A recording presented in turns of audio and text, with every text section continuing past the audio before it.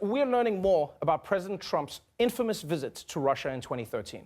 According to the James Comey memos, which were just leaked, Trump claimed twice that he never stayed overnight in Moscow. He says he never slept over.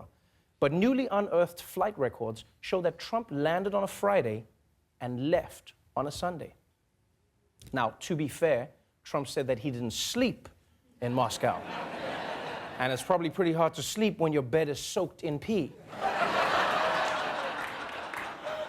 So that could be one explanation. So, I mean, look, the truth is, it is big news that Trump may have lied about his trip to Russia, but let's be honest, it's not really a surprise, right? Trump lies, it's his nature. It's like being mad at the Pillsbury Doughboy for not having a dick. It wasn't his choice, that's just how he rolls. What was amazing, though, is that this weekend we also discovered Trump's origin lie. Like, this was a big thing for me, the bullshit foundation that he built his entire bullshit career on. There's a new report tonight that President Trump may have lied his way onto Forbes magazine annual list of richest Americans back in the 1980s. Trump first made the list in 1982 with a reported net worth of $100 million, but the documents later proved he was only worth $5 million. He lied about how many apartments the Trump Organization owned, how much the units were worth, and that Trump, not his father, owned the apartments. That's right. All the way back in 1982, Trump apparently got onto the very first Forbes list by lying about his net worth and claiming that the stuff that his dad owned was actually his. Yeah, which is a classic lie every 20-year-old would recognize. You know, it's like, let's get out of here, girl. I got my own place above my dad's garage. And please, don't get me wrong. Don't get me wrong. This wasn't just a casual lie that Trump told at a dinner party, right? He made a concerted effort to fake interviews, references, and his financial statements. In fact, at one point, he even created a fake person. Former Forbes reporter Jonathan Greenberg claims in a new piece in the Washington Post that Trump called him pretending to be a Trump Organization official named John Barron. We have this really strange technical thing, Mr. Barron, in terms of who is, who holds the equity. I mean, are you saying that perhaps for tax purposes the ownership has been transferred to Donald Trump? Correct. That's correct. Okay, and would you say, in excess of 90% of the ownership, I believe? I'd say in excess of 90. In fact, well, it's really closer to even the ultimate, but it's in excess of 90%, yes. Even the ultimate? You know, it's amazing to me that even with all the effort Trump put into getting onto the Forbes list, he still never thought of doing a different voice. He just changed his name.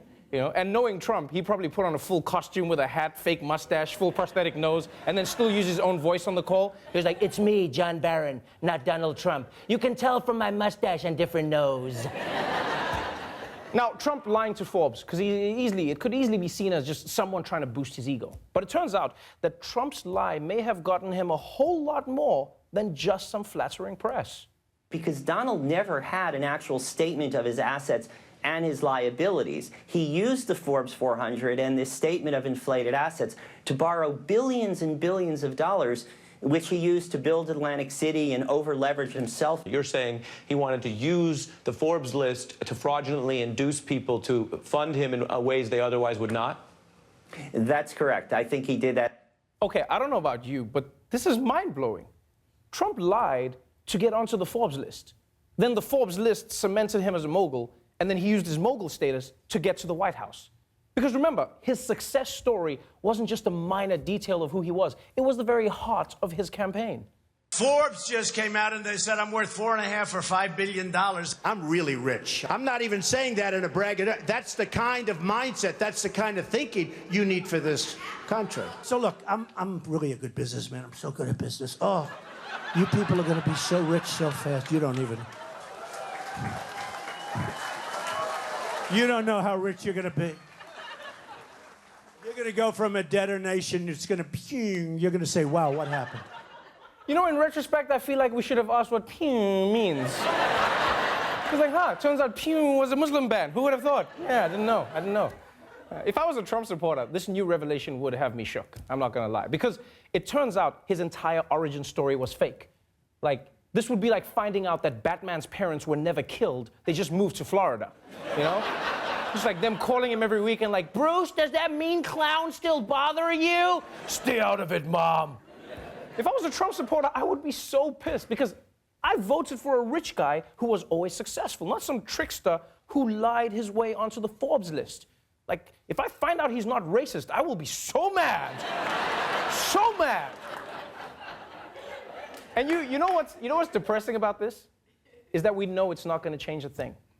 Like, none of Trump's lies have ever slowed him down. At this point, the best America can hope for is that he uses his lies to help the country move forward. That's it. Like, maybe he'll bullshit Kim Jong-un into swapping all of his nukes for 3 magic beans. That's all you can hope for now. Yeah. And then Kim's generals will be like, he gave you beans! To which Kim will reply, don't worry. He told me after we plant them, we'll go pew!